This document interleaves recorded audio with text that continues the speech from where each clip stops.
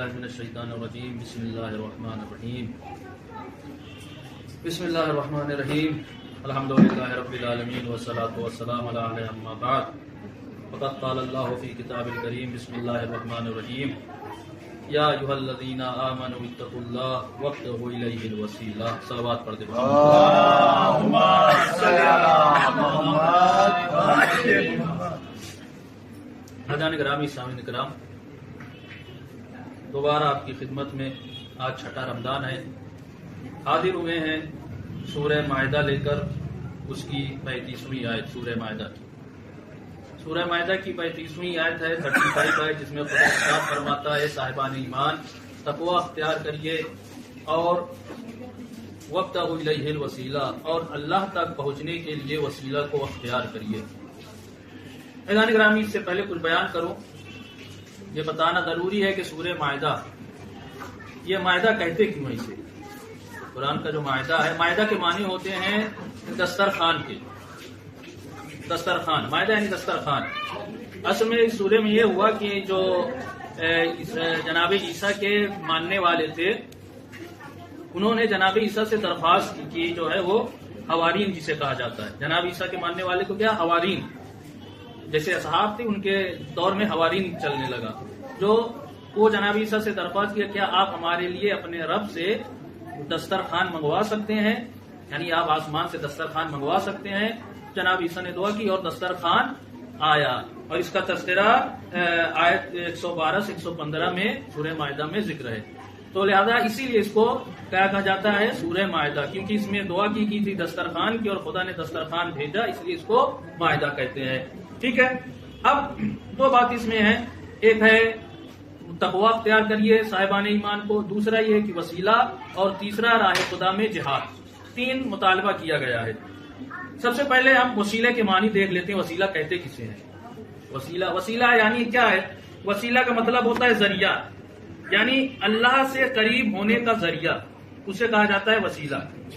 और लिसानुल अरब में भी आप देखेंगे इसकी तारीफ की गई है कि एक चीज, किसी चीज को किसी चीज के जरिए पाना, उसे कहते हैं वसीला। जो बीच में जरिया बन रहा है उसे कहते हैं वसीला। मसलन अगर आप छत पे चढ़ेंगे तो या जीने से चढ़ेंगे, या सीढ़ी से चढ़ेंगे, या आज के दौर में लिफ्ट होगा।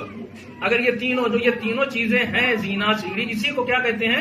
जरिया, वसीला, यानी एक जगह से दूसरी जगह पहुंचना, इसे वसीला कहा जाता है। इसीलिए खुदा ने कहा खुदा तक पहुंचने के लिए वसीला अख्तियार करिए। अब वसीला के सिलसिले में बहुत सारी बहस है शिया के नजदीक, अहले सुन्नत के नजदीक। और शिया का अकीदा यह है कि नेक अमल, जितने नेक अमल है, नमाज, रोजा, हज, ज़कात, सदका, सारे नेक अमल के साथ साथ अहले बैत का दामन भी साथ पकड़े रहना, इसे कहा जाता है वसीला। हाँ, इसको क्या है? वसीला, यानी अहले बैत का दामन भी साथ में रहे, इसे वसीला कहा जाता है। अहले सुन्नत क्या, गालिबन सबका यही नजरिया है कि सारे नेक अमाल के साथ साथ औलियाए खुदा से भी तवस्सुल करना उनके यहाँ भी है। और उसमें हत्ता यहाँ तक है कि वसीले के सिलसिले में बयान किया गया कि उन्होंने कहा जायज है, राइटर है, जहन से निकला है नाम उनका, उन्होंने कहा कि वसीला जायज है, बल मंदूबुन, बल्कि मुस्तहब भी है। अगर आप रसूल के जरिए और रसूल की दुआ के जरिए खुदा से वसीला कर रहे हैं तो ये भी क्या है? मुस्तहब है। और आलूसी ने भी जिक्र किया है कि जो है पैगंबर के अलावा भी, यानी ये बहुत बड़े मुफस्सिर है, आलूसी तफसीरुल बुरहान में जिक्र किया है, अहले सुन्नत के हैं, कहा कि यानी पैगंबर के अलावा भी जात से आप दुआ तवस्सुल जरिया बना सकते हैं, अगर वो जात खुदा के नजदीक मकाम हो, मर्तबा रखता होगा। हत्ता के सही बुखारी में हदीस नंबर 1010 यानी 1010 में जिक्र है कि जब खलीफा दोम तहत पड़ा तो खलीफा दोम ने दुआ की कि इन्ना कुन्ना करके है कि नौ तवस्सल, कि हम जो है ऐ खुदा तेरे नबी के सदके में तवस्सुल करते हैं कि पानी बरसा दे। खलीफा दोम ने भी नबी की जात को वसीला करार दिया। और शाफई कहते हैं कि हमारे पास अहले बैत हमारे जरिया हैं, हम इनके जरिए जो है नजात चाहते हैं। रोज़े क़यामत हम उम्मीद है कि जब हम रोज़े क़यामत उठाए जाएंगे तो हमारा नामा अमाल इन्हीं अहले बैत के सदके में दाहिने हाथ पर हमारा नामा अमाल हो। ज्यादा सारी चीजों देखने से पता चलता है कि वसीला इसके जरिए, यानी उलमा अहले सुन्नत में अक्सर और हमारे यहाँ भी जायज है। और साथ साथ कुरान में भी इस तरफ इशारा है।